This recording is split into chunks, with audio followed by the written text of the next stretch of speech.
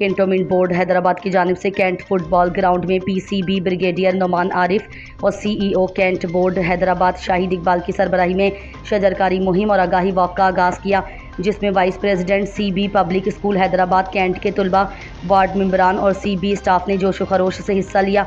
इस इज्तिमाई कोशिश का मकसद रिहायशियों को बेहतर माहौल फराहम करना है।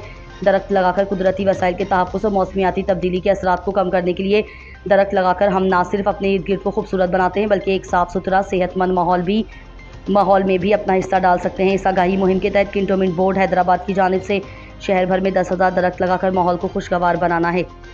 मैं principal cantt public school Hyderabad and girls college. आज अल्हम्दुलिल्लाह कैंटोनमेंट बोर्ड हैदराबाद के भरपूर ताउन से, हमारे सर सीईओ की सपोर्ट से और सर कमांडर की वजह से आज हम लोग इस प्लेटफॉर्म पे हैं कि हम बहुत ज़्यादा प्लांटेशन कर रहे हैं। हैदराबाद को खूबसूरत शहरों में शामिल करने की हमारी भरपूर कोशिश है। मेरे बच्चों की और मेरे कैंट बोर्ड की गुजारिश है पूरे हैदराबाद के शहरियों से कि प्लीज़ शजरकारी में हिस्सा लें, ज़्यादा से ज़्यादा शजरकारी करें, पौधे लगाएं और इस शहर को खूबसूरत बनाएं। Thank you so much. मैं vice president cantonment board Hyderabad.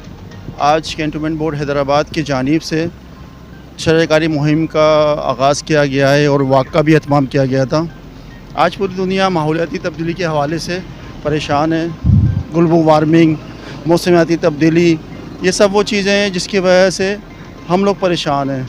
तो हम शजरकारी करके इस चीज़ को रोका जा सकता है। Assistant secretary cantonment board Hyderabad ji, आज हमारा ये शजरकारी का मुहिम का मकसद जो है वो सिर्फ जो माहौलियाती आलूदगी है और ये चैलेंजेस हैं आजकल ग्लोबल वार्मिंग के, इसको कम करना है।